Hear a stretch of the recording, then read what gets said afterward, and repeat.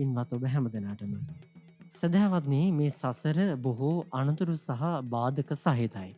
ඒ සියලු අනතුරු බාධක මගහැරයා හැක්කේ ආත්ම අවබෝධයෙන් යුතුව මේ ජීවිතය දෙස බැලීමෙන්. තථාගත ශ්‍රී සද්ධර්මය ඔබ අපට කියා දෙන්නේ ඒ ආත්ම අවබෝධයෙන් යුතුව ජීවිතය ගත කිරීම. එහෙමනම් ඒ මඟ පෙන්වා දෙන්නට මේ උතුම් දම් සභා මණ්ඩපයේට වැඩම කොට වදාළ පූජනීය කෝරළයාගම සරණතිස්ස පින්වත් ස්වාමින් වහන්සේ අපි සාදුනාද පාත්තුමින් নমස්කාර පූරකව පිළිගනිමු. අවසරයි අපේ හාමුදුරුවනේ.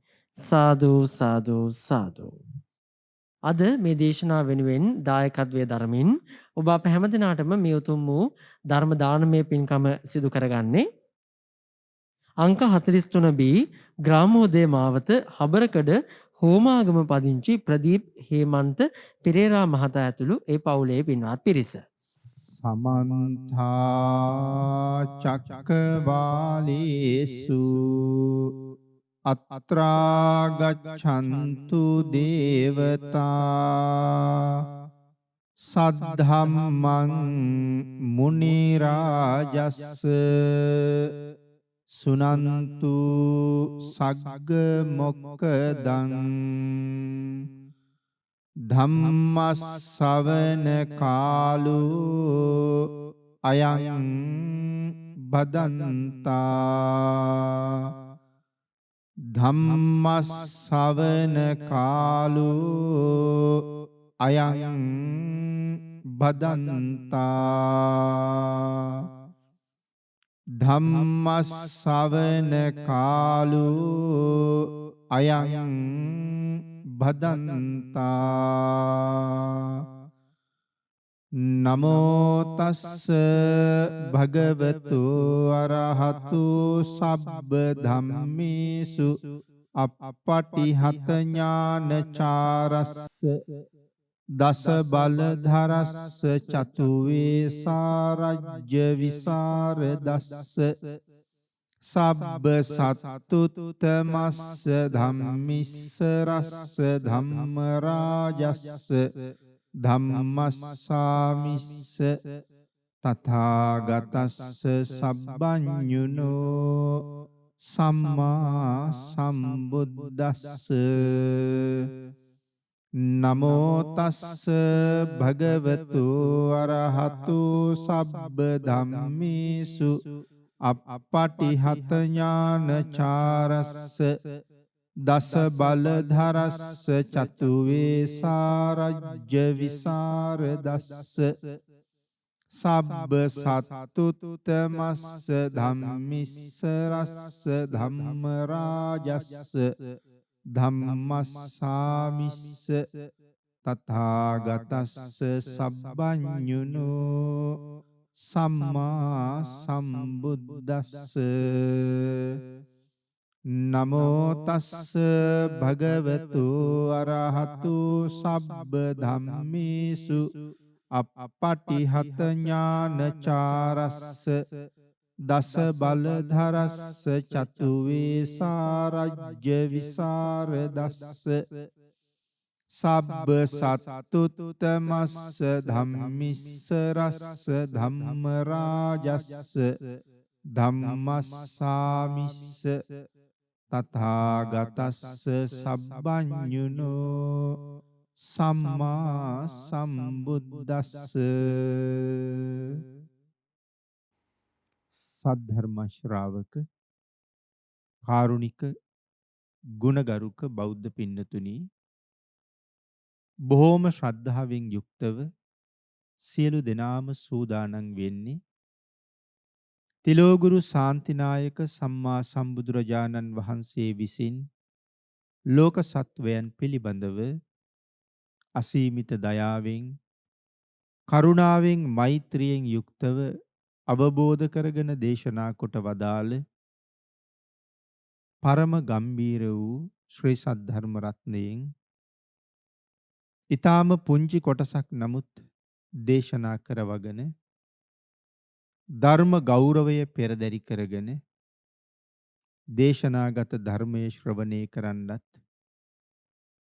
එසේ ධර්ම ශ්‍රවණය කිරීමෙන් ලැබෙන අවවාද අනුශාසනා තම තමන්ගේ ජීවිතවලට එකතු කරගෙන වඩාත් නිවැරදි මෙලව ජීවිතයක් සකස් කරගන්නත් නිවැරදි වුණ මෙලව ජීවිතයක් තුලින් සුගතිගාමී වූ පරලොව ආයිති භවයකින් සැනසෙන්නත් අවසානයේ ප්‍රාර්ථනා කරන බෝධියෙන් සැප සහිත ප්‍රතිපදාවෙන් ඊටාම ඉක්මන් භවයක උතුම් චතුරාර්ය සත්‍ය ධර්මය අවබෝධ කරගෙන මේ සංසාරයෙන් එතර වීමේ බලාපොරොත්තුවත් ඇතුව ඒ උතුම් බලාපොරොත්තු උතුම් ප්‍රාර්ථනා ඒ ආකාරයෙන්ම මුදුන්පත් කර ගැනීම සඳහා උතුම් වූ ධර්ම දානානිසංසයත් ධර්ම ශ්‍රවණානිසංසයත් මෙතෙක් ජීවිතය තුළ සිදු කරගත් සියලුම පුණ්‍ය සම්භාර ධර්මයනුත් හේතු වේවා කියලා ප්‍රාර්ථනා කරමු. පින්නතුනි අද ධර්මදේශනාවේ මාතෘකාව හැටියට මම යොදා ගන්න කල්පනා කළේ තිලෝගුරු සම්මා සම්බුදුරජාණන් වහන්සේගේ අසීමාන්තික ගුණය. ඒ ගුණයට යම් කෙනෙක් ස්තුති කරනවා නම් ගුණ සිහිපත් කරලා වන්දනා කරනවා නම් ඒක මොනතරම් මහත්ඵල මහානිසංසදායකද කියන කාරණාව ඉස්මතු වෙන ධර්ම කාරණාවක් දේශනාව තුලින් පැහැදිලි කරන්න.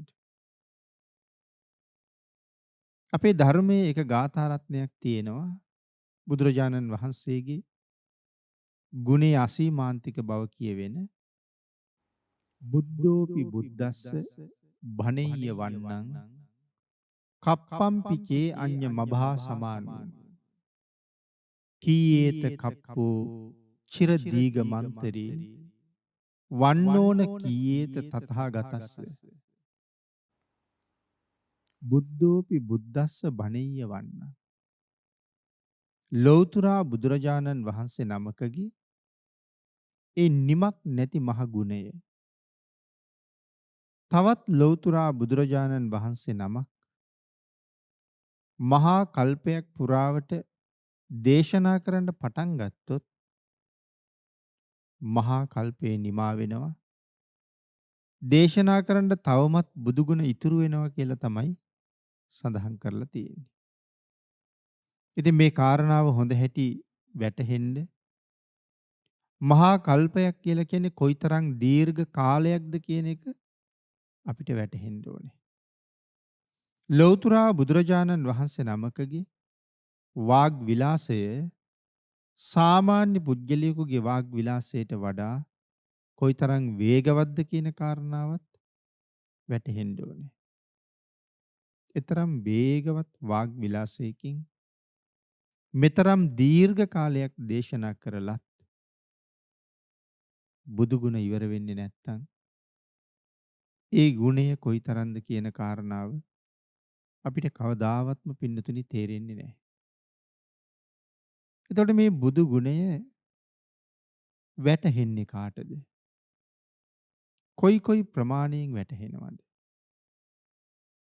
සඳහන් කරනවා සාමාන්‍ය පුද්ගලයන්ගේ බුදු ගුණ දැනුම යම් පමණක්ද ඊට වඩා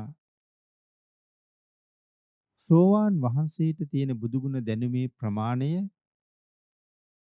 ඊටාම උසස් කියලා. ඊළඟට සඳහන් කරනවා සෝවාන් වහන්සේට කොපමණ බුදු ගුණ දැනුමක් තියෙනවද?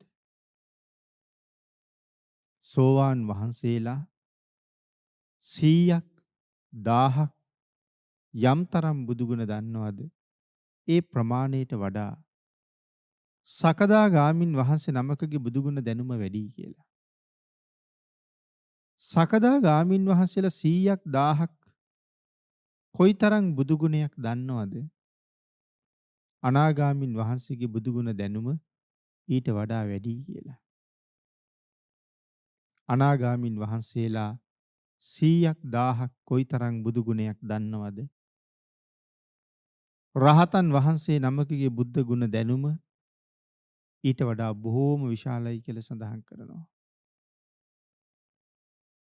රහතන් වහන්සේලා සාමාන්‍ය රහතන් වහන්සේලා යම් පමණකින් බුදුගුණ දන්නවාද? ඊට වඩා සිය දහස් ගුණයකින් උසස් විදිහට 80 මහා ශ්‍රාවකයන් වහන්සේ නමක් බුදුගුණ දන්නවා. 80 මහා ශ්‍රාවකයන් වහන්සේලා කොයිතරම් බුදුගුණ දන්නවද? උන්වහන්සේලා දන්න බුද්ධ ගුණයට වඩා හුඟක් උසස් ප්‍රමාණයක් සතර මහා තෙරවරු දන්නවා. කාටද පින්නතුනි සතර මහා තෙරවරු කියලා කියන්නේ? මහා කාශ්‍යප, අනුරුද්ධ, මහා කච්චායන, මහා කොට්ටිත කියන මේ විශේෂිත මහරහතන් වහන්සේලා හතර දෙනා. 80 මහා ශ්‍රාවකයන් වහන්සේලාට වඩා ඉහළින් තමයි වැඩ ඉන්නේ. ඒ සතර මහා තෙරවරුන්ගේ බුදුගුණ දැනුමට වඩා අග්‍ර ශ්‍රාවකයන් වහන්සේලා දෙනමගේ බුදුගුණ දැනුම ඊටාම ඉහළයි. අග්‍ර ශ්‍රාවකයන් වහන්සේලා දෙනමගේ බුදුගුණ දැනුම කොපමණද? ඒ දෙදෙනාගෙන් සාරිපුත්තයන් වහන්සේගේ බුදුගුණ දැනුම මහ මොග්ගල්ලාණන් වහන්සේගේ බුදුගුණ දැනුමට වඩා හුඟක් උසස්. සාරිපුත්තයන් වහන්සේගේ බුදුගුණ දැනුම කොපමණද? ඊට වඩා බොහෝම උසස් කියලා සඳහන් කරනවා පසේ බුදුරජාණන් වහන්සේ නමකගේ බුදුගුණ දැනුම. ආන් ඒ නිසා නිමක් නැති මේ බුද්ධ ගුණය යම් කෙනෙක් යම් පමණක් දන්නවද? දන්න ප්‍රමාණයට තමන් ළඟ තියෙන ශ්‍රද්ධාව තමයි වැඩි වෙන්නේ. ශ්‍රද්ධාව වැඩි වෙන්න බුදු ගුණ පිළිබඳව අවබෝධය ඊටාම ප්‍රයෝජනවත්. ඒ නිසානේ පින්නතුනි අපි බුදුන් වඳින්න ගියහම එක එක්කෙනා එක එක ප්‍රමාණයට වඳින්නේ. දැන් සමහර කෙනෙක් විනාඩි 5කින් බුද්ධ වන්දනාව ඉවර කරනවා. තව සමහර කෙනෙක් විනාඩි 10ක් විතර කාලය අරගෙන බුද්ධ වන්දනාව කරනවා. තවත් සමහර කෙනෙක් පැය භාගයක් විතර බුදුන් වඳිනවා. හැබැයි තවත් කෙනෙක් පැයක් විතර වඳිනවා. තවත් සමහර කෙනෙක් ඊටත් වඩා කාලයක් වඳිනවා. එතකොට මේ වන්දනාවට ගත කරන කාලය වැඩි වෙන්නේ බුදුරජාණන් වහන්සේ සම්බන්ධයෙන් හිතේ තියෙන ගෞරවය වැඩි කෙනා. ගෞරවය වැඩි වගේම බුදුරජාණන් වහන්සේ පිළිබඳව දන්න ප්‍රමාණය වැඩි. ඉතින් දන්න ප්‍රමාණය වැඩි වෙන්නනේ ගෞරවය වැඩි වෙන්නේ. ඒ ප්‍රමාණයට තමයි ඒ වන්දනාව දික් වෙන්නේ. ඒ නිසා බුදුගුණ දැනගන්න තරමට හිතේ පිහිටන ශ්‍රද්ධාව වැඩි. මේ ලෝකේ යම් කෙනෙක් අසීමාන්තික බුද්ධ ගුණය විශ්වාස කරලා බුදුරජාණන් වහන්සේගේ සරණ ලබන්න හිතනවා නම් ඒ පුද්ගලයාට මෙලොව පරලොව දෙකේම තියෙන පුදුමාකාර රැකවරණය. ඒ සඳහා උදාහරණ ධර්මයේ බොහෝ තැන්වල පැහැදිලි කරලා තියෙනවා. ඊටාම හොඳ උදාහරණයක්. දැන් මේ භාග්‍යතුන් වහන්සේගේ නිමක් නැති මහා බුදු ගුණ අපේ බුදුරජාණන් වහන්සේ ඔබ මම කෙරෙහි පුදුම අනුකම්පාවෙන් බුදුගුණ 9කට කැටි කළානේ. අපි ඔය වන්දනා කරන ඉතිපිසෝ භගවා අරහං කියන ගුණ පාඨය අපි අර වන්දනා කරන්න පස්සේ ගොතාගත්ත වන්දනා ගාථා වගේ නෙමෙයි. සමහර ගාථා ශ්‍රද්ධාව නිසා අපිම හදාගත්ත ගාථා තියෙනවනේ. මහ තෙරවරු හදපු දේශනා ගාථාවන් තියෙනවා. නමුත් මේ ඉතිපිසෝ පාඨය ලෞතුරා බුදුරජාණන් වහන්සේම තමයි දේශනා කරන්නේ. ඒ මහා ගුණය මේ ගුණ 9ට අන්තර්ගත කරනවා. අර මහා කල්පයක් පුරාවට දේශනා කළත් නිමා නොවන බුදුගුණ සියල්ලම මේ ගුණ 9 ඇතුලේ නැහැ. නමුත් මේ මහා බුදුගුණ කදම්බය මූලිකත්වය අරගන්න, නියෝජනය කරන්න මේ ගුණ 9 තුල හැකියාවක් තියෙනවා. ඒ විදිහටයි භාග්‍යතුන් වහන්සේ මේ බුදු ගුණ කැටි කරලා තියෙන්නේ. ඊටාම කෙටියෙන් අපිට දේශනා කළා මේ ಗುಣ පාඨය කියලා වන්දනා කරන්න. නමුත් ඒ ಗುಣ පාඨය කියලා වන්දනා කරන්න කියහම මේ ගුණවල තේරුම දැනගන්න ඕන. ඒ වන්දනාව මොනතරම් මහත්ඵලද?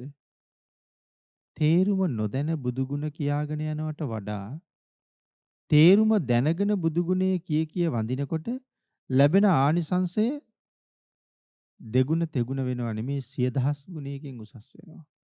තේරුම නොදැන කියලා ලබන ආනිසංසයට වඩා තේරුම දැනගෙන කියන ආනිසංසය ඊටාම ඉහළයි. නමුත් අවාසනාව අවුරුදු 60 70ක් ජීවත් වෙලා මරණයෙන් මෙලවින් සමුගන්න යම් පුද්ගලයෙක් පින්නතුනි හිතන්නකෝ මේ ඉතිපිසෝ පාඨයේ තේරුම නොදැන මෙරිලා යන අය අපි අතර කොච්චර ඉන්නවද කියලා. අන්‍ය පුද්ගලයන් ගැන නම් අපිට කතා කරන්න දෙයක් නැහැ. නමුත් බෞද්ධ කියන පිරිස අතර ඉතිපිසෝ පාඨයේ තේරුම නොදැන මෙරිලා යන අය. දැන් හිතන්න අවුරුද්දකට එක ගුණයක් කටපාඩම් කළා නම් ඒත් අවුරුදු 9ක් පාඩම් කරනකොට බුදු ගුණ 9 පාඩම්. ඉතින් එහෙම හිතනකොටත් ලැජ්ජයි. මේ ගුණ 9 එකක් අවුරුද්දක් පාඩම් කරනවා කියහම. නමුත් සුමානෙකට එක ගුණයක් පාඩම් කළා නම් ඒත් මාස එකහමාරක් දෙකක් යනකොට ඒත් බුදු ගුණ 9 පාඩම්. ඉතින් ඒ තරම් කැපකිරීමක්වත් අපි අපේ ජීවිතයක කරන්නේ නෑනේ මේ වටිනා ගුණ කදම්බේ දැනගන්න. මගේ මෙලවත් සුවපත් කරනවා, පරලොවත් සුවපත් කරනවා. නමුත් අපි වෙනම බාහිර විෂයන් කොච්චරනම් ඉගෙන ගන්නවද? රෑ දවල් නිදි මරාගෙන කොයිතරම් කටපාඩම් කරනවද? වෙන නොයෙක් කටයුතු සඳහා කොච්චර කාලේ නාස්ති කරනවද? මේ බුදු ගුණේ දැනගත්තොත් මට මොනතරම් ලාභයක් වෙනවද? අපේ බුදුරජාණන් වහන්සේ වැඩ ඉන්න කාලේ සවැත් නුවර හිටියා සුමන කියලා සිටුවරයෙක්.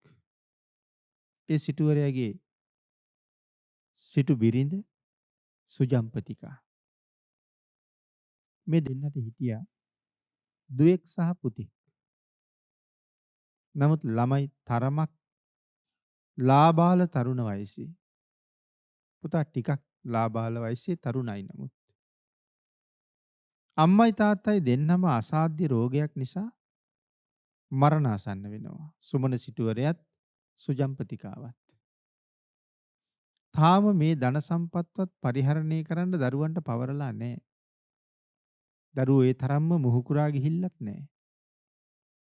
නමුත් අන්තිම වෙලාවේ සුමන සිටුවරයා තමන්ගේ දරුවෝ දෙන්නට ළඟට කතා කරලා වැඩිමහලු පුතාට කියනවා පුතේ මේ ධන සම්පත් සියල්ල ඔබම හොඳට බලා ගන්න. මට ඔබ වෙනුවෙන් වෙනත් යමක් පවරන්න කාලයක් ඉඩ දුන්නේ නැහැ. මරණය ඉක්මනට මං හොයාගෙන ආවා. ඒ නිසා මේ ටික රැක බලාගෙන දියුණු කරගන්න. දියණියගේ අත අරගෙන පුතාගේ අත උඩින් තියලා කිව්වා පුතේ මේ උඹේ නැගණිය. හොඳට බලා ගන්න. ලොකු මහත් වුණාට පස්සේ මේ දායාද වලින් කොටසක් නැගණියට දෙන්න. ඇය සුදුසු කුලයකින් විවාහ කරවන්න. ඇය වෙනුවෙන් කළ යුතු යුතුයකම් ටිකත් ඔබටම බාරයි. ධනයත් සහෝදරියත් ඔහුටම බාර කරලා මව්පියෝ දෙන්නම මරණයටපත් වුණා. ඒ පුතා Tamanට පුළුවන් ප්‍රමාණයෙන් මව්පියන්ගේ ආදාහන කටයුතුත් කළා. නැගණියත් එක්ක ඇගේ ආරක්ෂාවත් හදාගෙන බොහොම සහයෝගින් ජීවත් වුණා. පස්සේ කාලේ නැගණිය සුදුසු තරුණයෙකුට විවාහ කරලා දුන්නා. ඒ තරුණයත් එක්ක විවාහ වුණාට පස්සේ ඇය ගැබිනියක් බවට පත් වුණා. දරු ගෙබත් ටිකක් මෝරලා සාමාන්‍ය තරුණියක් දරුවා බිහි වෙන්න ආසන්න කාලේ වෙනකොට තමන්ගේ අම්මා ළඟට යන එක සාමාන්‍ය සිරිතක්. ඇයට යන්න අම්මා කෙනෙක් නෑ ළඟ. ඒ නිසා ස්වාමියාට කියනවා මම යන්න ඕනේ මගේ සහෝදරයා ගාවට. දරුවා බිහි වුණාට පස්සේ ආයෙ එන්නම් කියලා. ඊට පස්සේ මේ ස්වාමියා සහෝදරයාගේ ගෙදරට ගෙනියන්න අවශ්‍ය තෑගි බෝගත් අරගෙන ස්වාමි දියණියත් එකතු කරගෙන මගට බැස්සා සවැත් නුවරට එන්න. ආන්ගේ එන ගමනේ ලෞතුරා බුදුරජාණන් වහන්සේත් භික්ෂු මහා සංඝරත්නයේ පිරිවරාගෙන පිණ්ඩපාතේ වඩිනවා මගදී මුණ ගැහුණා. මේ දෙන්නම බොහෝම සන්තෝෂෙන් බුදුරජාණන් වහන්සේ ළඟට ගිහිල්ලා වන්දනා කළා. අපේ භාග්‍යතුන් වහන්සේ දන්නවා මේ දෙන්නටම මේ ජීවිතයේදීම සෝවාන් වෙන්න තරම් පින් තියෙනවා කියලා. බුදුරජාණන් වහන්සේ ඒ දෙන්නටම තිසරණ සමාදන් කෙරුවා. ඔවුන් තිසරණෙහි පිහිටවල උතුම් වූ පංචශීලයෙන් පොහොසත් කරලා ඒ දෙන්නට අවවාදයක් කළා. ඔබලාට කිසියම් මොහොතක කිසියම් තැනක බයක්, තැති ගැනීමක්, ලොමු දැහැ ගැනීමක් හොර හතුරු නිසා ඇති වෙනවද? රෝග බිය නිසා ඇති වෙනවද? යක්ෂ ප්‍රේතයන් නිසා ඇති වෙනවද? මනුෂ්‍යයන් නිසා ඇති වෙනවද? ඒ ඕනෑම මොහොතක ඇතිවෙන බියක්, තැති ගැනීමක්, ලොමු දැහැ ගැනීමක් වෙනවද? ඒ ඕනෑම මොහොතක මං මතක් කරන්න කියලා. කවද මතක් කරන්න කියන්නේ? බුදුරජාණන් වහන්සේව මතක් කරන්න කියනවා. කොහොමද මතක් කරන්න කියන්නේ?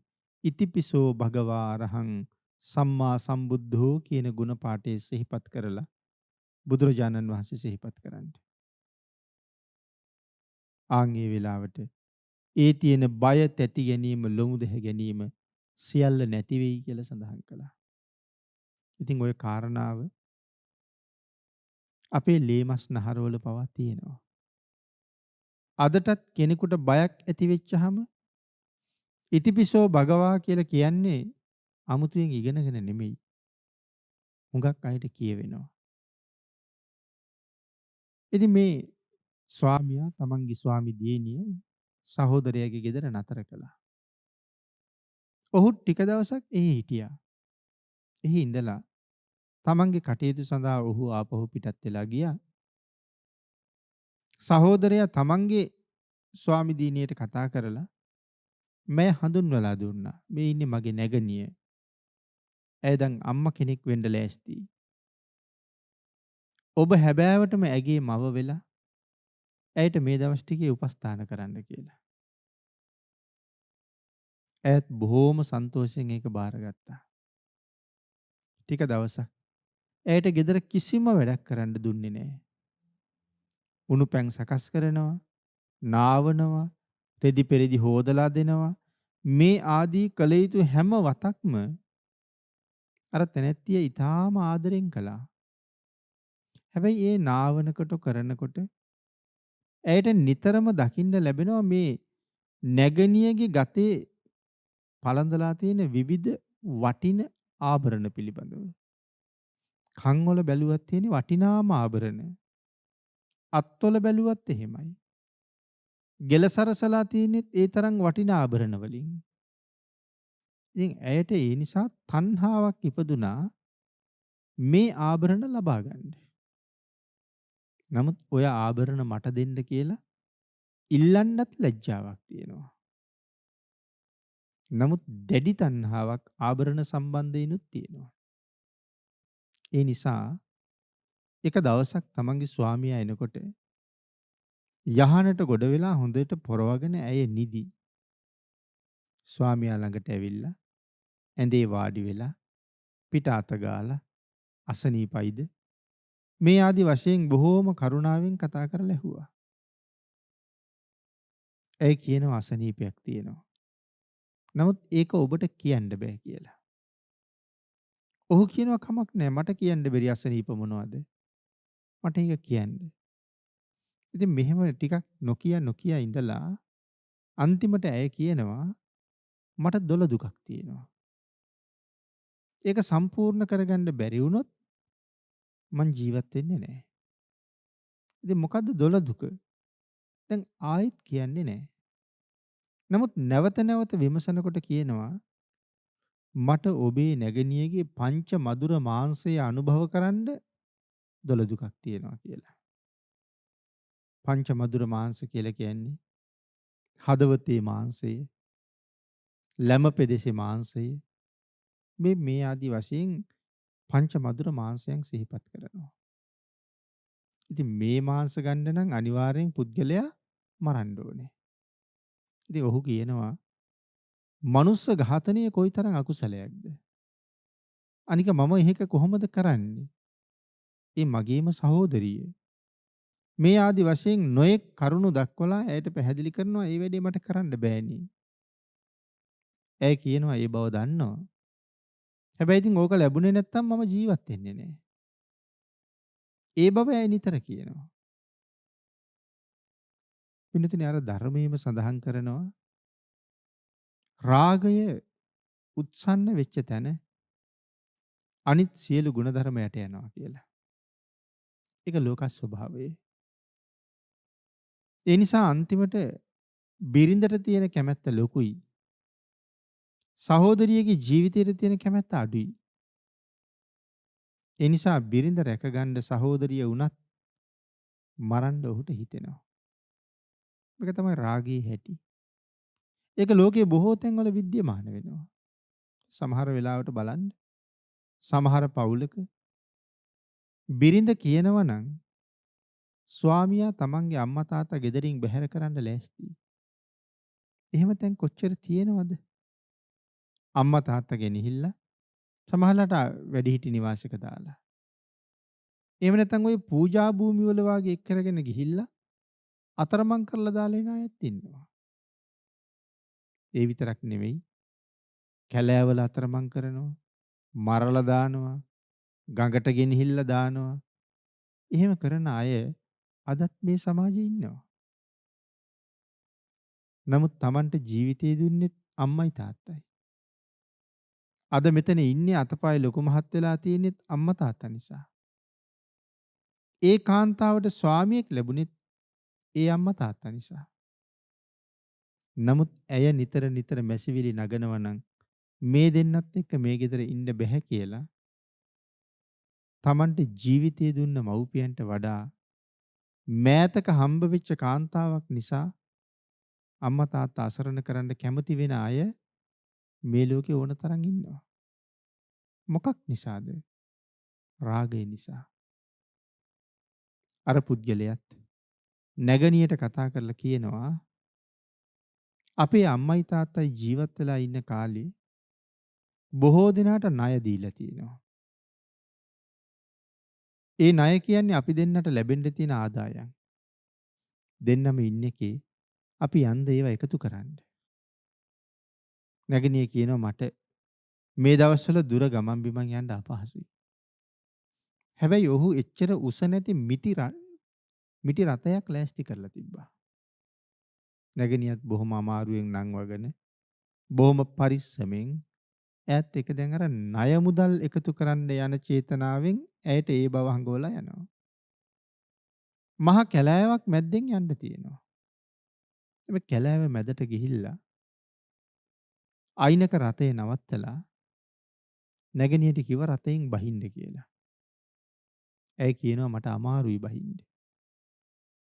දෙතුන් පාරක් ඇය එහෙම කිව්වා. මොනවට මොහු මේ කැලෑවේ මාව බස්සනවද? අන්තිමට ඔහු ඇය රථයෙන් ඇදලා බිම දැම්මා.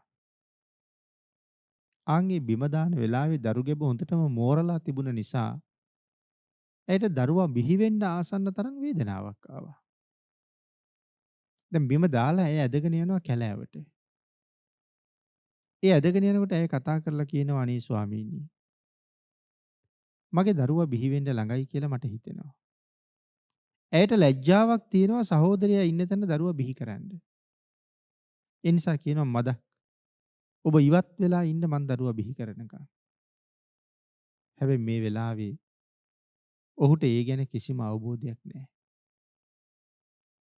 ඒ නිසා ඇදගෙන යන ගමන්ම දරුවා බිහි වෙනවා. දැන් දරුවා මග අම්මා ඇදගෙන යනවා ඔහු. මේ වෙලාවේ ඇය කල්පනා කරනවා මොහු දැන් අනිවාර්යෙන් මම මරනවා. නමුත් මට දැන් මේ කැලෑවේ පිහිටක් නැහැ. සරණ වෙන්න කෙනෙකුත් නැහැ.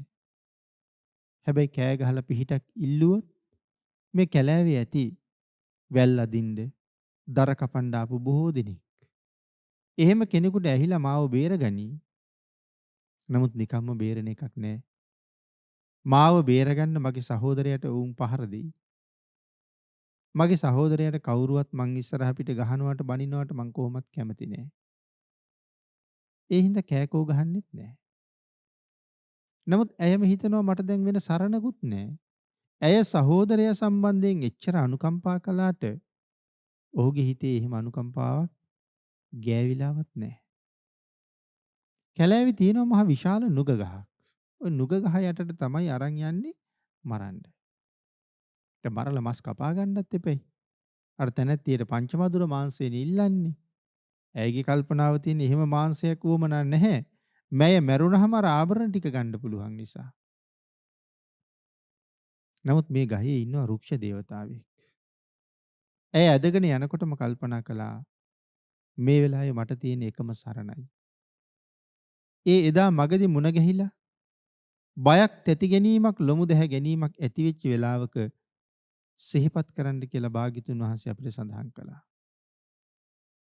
මේ වෙලාවේ මට මගේ බුදුරජාණන් වහන්සේගේ පිහිට හැර වෙන කාගේ පිහිටක්ද?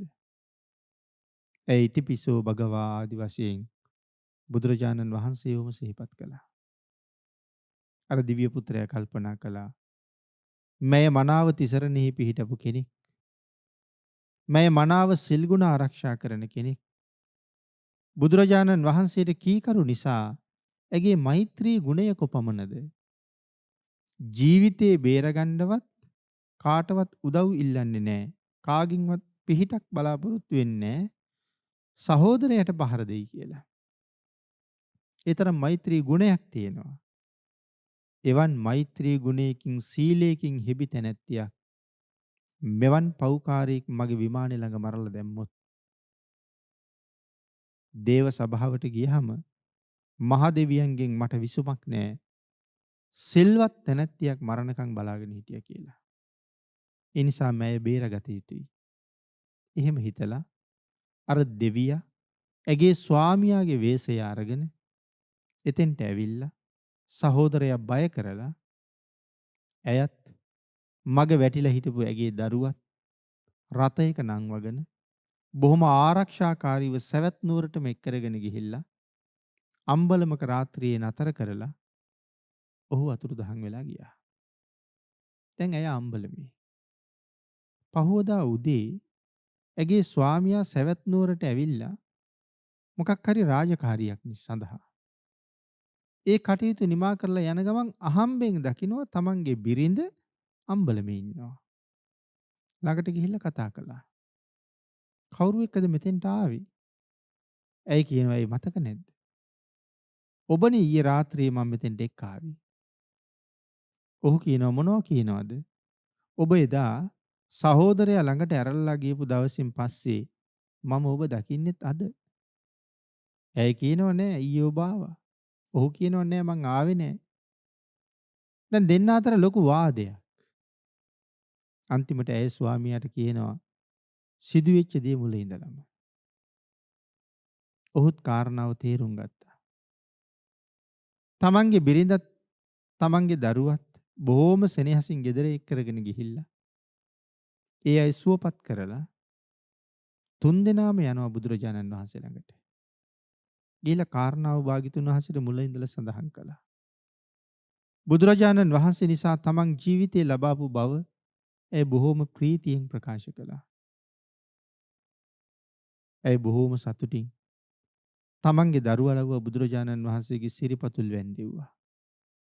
ස්වාමීනි මම විතරක් නෙවෙයි මොහුත් අද ජීවත් වෙන්නේ ඔබ වහන්සේ නිසාමයි.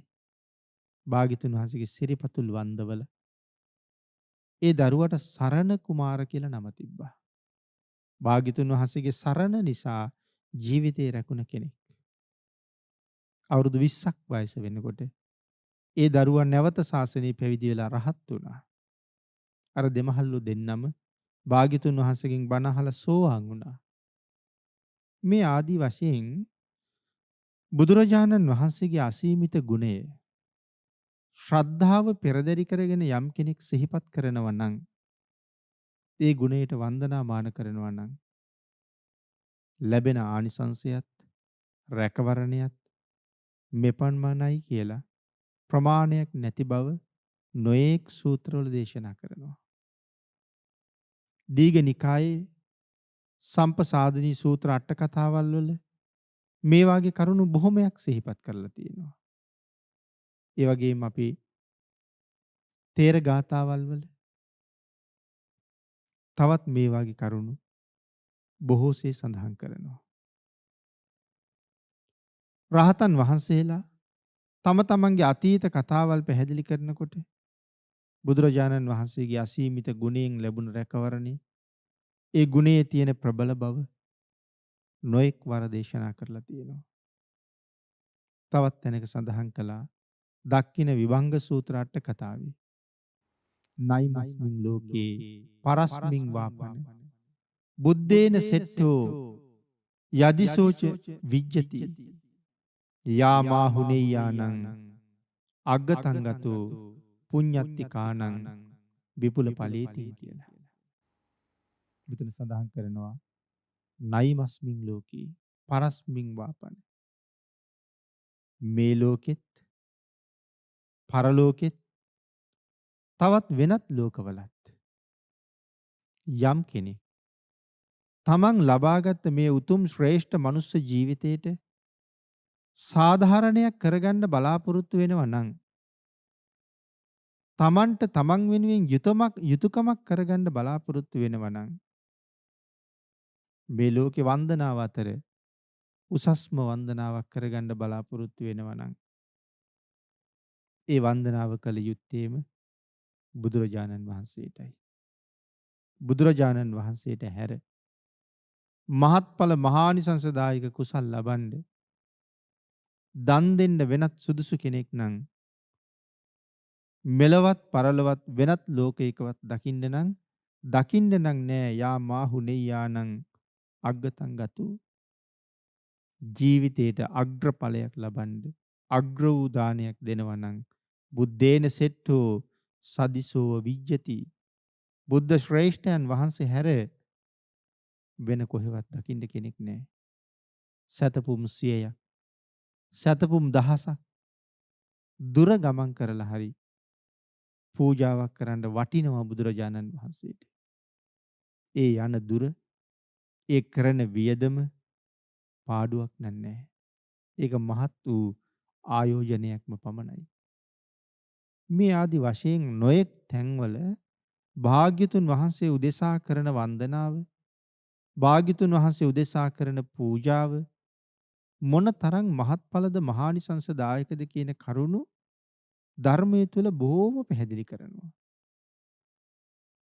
යම් කෙනෙක් හරියටම බුදුරජාණන් වහන්සේ අඳුරනවා නම් ඒ පුද්ගලයා කවදාවත් භාග්‍යතුන් වහන්සේගේ වචනයට අකීකරු වෙන්නේ නැහැ. අපි බුදුරජාණන් වහන්සේට කොච්චර අකීකරුද? බුදුරජාණන් වහන්සේ දේශනා කළේ අපි කියමු පන්සිල් ප්‍රාණඝාතයෙන් වළකින්න. අපිට ප්‍රයෝජනයක් තියෙනවා නම් සුළු ලාභයක් තකා භාග්‍යතුන් වහන්සේගේ වචනය උල්ලංඝනය කරන්න කැමතියි. මහ ලොකුවට සත්තු මරන්න ගියේ නැතත් සමහරලාට ඇඟේ වහන මදුරුවේ ගණන් ගන්නෙම නැතුව මරලා දානවා. අපි කියන්නේ මදුරුවට ගැහුව නෙමෙයි මදුරුව ඇඟේ වහනකොට ඉබේම ගැහෙනවා කියලා. එහෙම එකක් වෙන්නේ නැහැ. සිතුවිල්ලත් එක්කම කර්මපතේ රවුම් කරගෙනම තමයි ක්‍රියාත්මක වෙන්නේ. කොහොමද කර්මපතයක් වෙන්නේ? කාරණා පහක් සම්පූර්ණ වෙන්න එපෙයි. සතෙක් ඉන්න ඕනේ. පණ තියෙන බව දැනගන්න ඕනේ. මරන්න හිතෙන්න ඕනේ. උපක්‍රමයක් යොදන්න ඕනේ. ඒ උපක්‍රමයට අනුව ඒ මරණය සිද්ධ කරන්න ඕනේ. මේ කාරණා ටික සම්පූර්ණ වුණොත් ඒක කර්මපතයක් බවට පත් වෙනවා. කර්මපතයක් කියලා කියන්නේ මරණයට පත් වෙන අවස්ථාවේ සිහිපත් වුණොත් ඒකාන්තයෙන් නිරේ උපද්දවනවා. ඉතින් එහෙම කරුණු පැහැදිලිව දේශනා කරලා තිබුණත් අපි තාමත් කුඩා කුඩා සත්තු මරන්න බය වෙන්නේ නැහැ. ඒ වගේම තමයි කොතනින් හරි බේරෙන්න ඕන වුණාම දරුවෙක් වේවා වැඩිහිටියෙක් වේවා බොරුවක් කියලා මගහරින්න බොහොම කැමතියි. සුළු ලාභයක් තියෙනවා. ඒ මොහොතට එතනින් මග අරගන්න පුළුවන්. නමුත් නිරයෙන් මග අරින්න බෑ. මව්පියන්ගෙන් ගුටියක් කෑවත් කමක් නැහැ. බොරුවක් නොකියා නිරයෙන් ගැලවෙන්න පුළුවන් නම්. වෙන කෙනෙකුගෙන් බැනුම් ඇහුවත් කමක් නැහැ. බොරුවක් නොකියා නිරයෙන් ගැලවෙන්න පුළුවන් නම්. එහෙමනම් බැනුම් අහලා හරි ගුටි කාලා හරි නිරයට යන්න තියෙන මග වහගන්න එක තමයි ශ්‍රද්ධාවන්තයාගේ ඥානවන්තයාගේ ස්වභාවය. නමුත් සමහරට සත්‍ය වචනේ පාවිච්චි කිරීම තුළ ඒ සත්‍යයේ ආනුභාවයෙන්ම Tamanට තියෙන දඬුවමිනුත් වළකිනවා. බොරුව පිළිබඳව නම් සඳහන් කළේ යමෙක් බොරු කියනවා නම් මේ ලෝකේ ඔහුට කරන්න බැරි පාප කර්මයක් නැහැ කියලානේ. එහෙනම් යම් කෙනෙක් මේ පන්සිල් උල්ලංඝනය කරනවා නම් තවමත් ඒ අය තවම බුදුරජාණන් වහන්සේගේ කීකරු ශ්‍රාවකයෝ නෙමෙයි. භාග්‍යතුන් වහන්සේට අකීකරුයි. හැබැයි කීකරු ශ්‍රාවකයා බුදුරජාණන් වහන්සේ දේශනා කරපු එකදු වචන මාත්‍රයක් උල්ලංඝනය කරන්නේ නැහැ. ආන් ඒ කීකරු බව නිසාම ඔහුට සරණ ලැබෙනවා. යම් තැනක බුදුරජාණන් වහන්සේගේ සරණ අහිමිද මේ ලෝකේ ඇත්තටම අසරණයි කියන්නේ ඒ තුලින්. භාග්‍යතුන් වහන්සේගේ සරණ නැති තැන තමයි අපිට තියෙන ලොකුම අසරණකම. ආන් ඒ නිසා පින්නතුනි අපි කල්පනා කරමු. වැඩි වැඩියෙන් ಗುಣ කියා බුදුරජාණන් වහන්සේට වැන්දත් දුකක් කරදරයක් කම්කටොල්ලක් පීඩාවක් බයක් ඇති වෙන වෙලාවට බුදුරජාණන් වහන්සේ සිහිපත් කළා. මේ තරම් රැකවරණයක් හැදෙනවා නම් යම් පූජාවක් බුදුරජාණන් වහන්සේ උදෙසා ශ්‍රද්ධාවෙන් කළොත් ඒක ආත්ම කෝටි ප්‍රකෝටි ගණන් වල අපේ හිතසුව පිණිසම විපාක දෙනවා නම් මේ මහා පුරුෂ රාජයන් වහන්සේගේ ඒ අසීමිත සිල් ගුණය කරුණාව දයාව මෛත්‍රිය මොන තරම්ද කියලා මේ ලෝකේ කවුද සීමා කරලා දක්වන්නේ.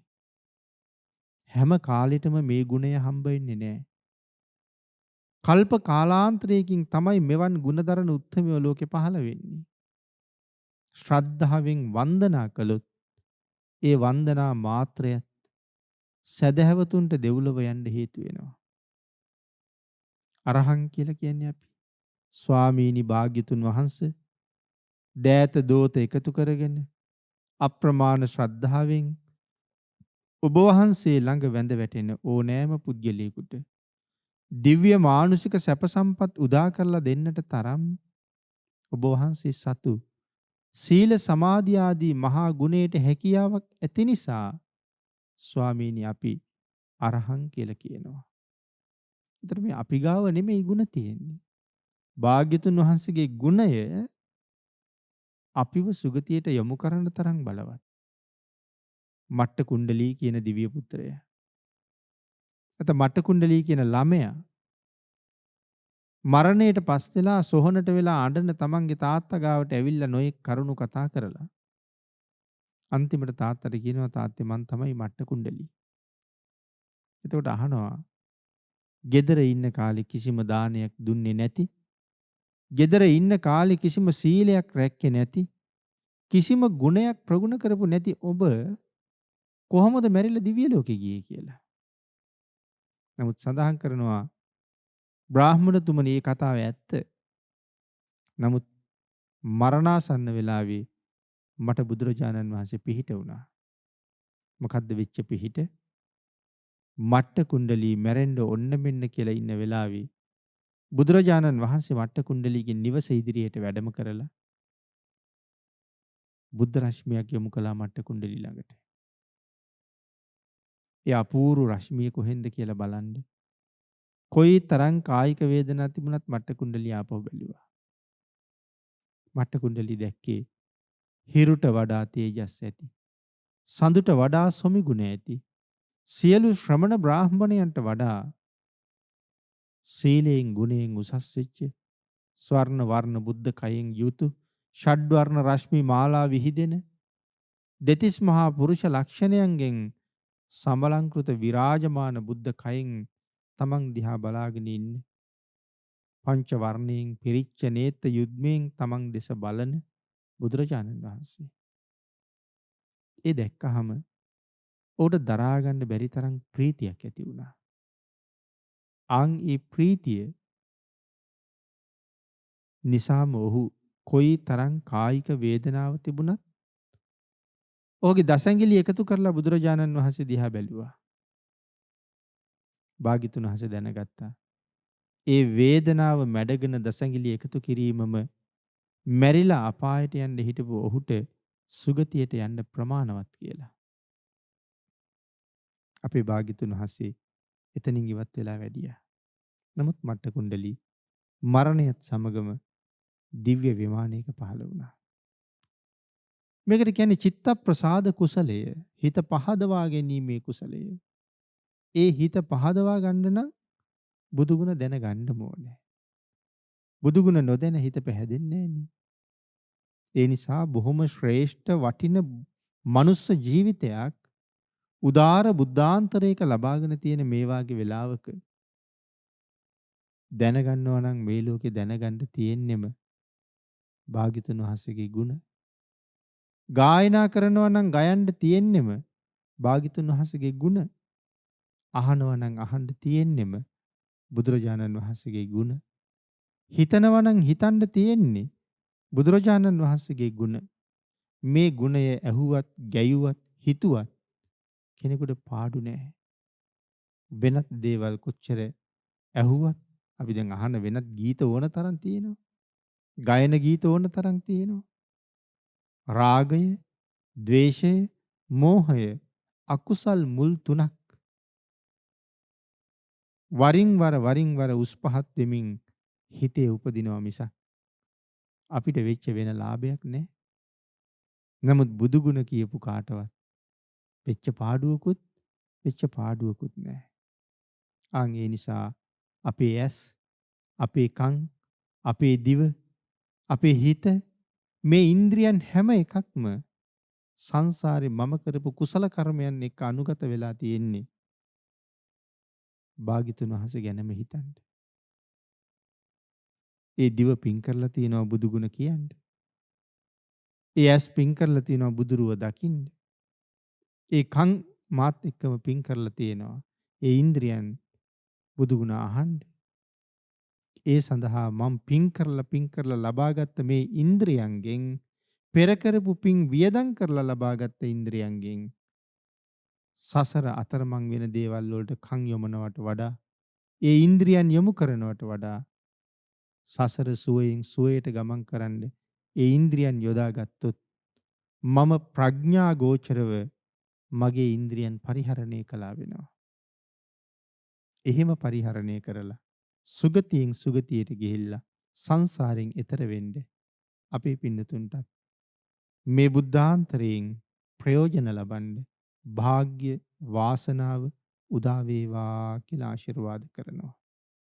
පින්නතුනි අද ධර්මදේශනාවේ දායකත්වයේ දරනවා නොම්බර 43 B ග්‍රාමෝදය මාවත හබරකඩ හෝමාගම ලිපිනෙහි පදිංචි ප්‍රදීප් හේමන්ත පෙරේරා මහත්මයා ඇතුළු පවුලේ සියලු දෙනා විසින් උතුම් අරමුණ හැටියට සිහිපත් කරනවා දේශක ස්වාමින් වහන්සේටත් උන්වහන්සේගේ දෙමව්පියන්ට සහ සහෝදරියන්ටත් හේමන්ත පෙරේරා ඇතුළු සියලුම ඥාතිහිත මිත්‍රාදීන්ටත්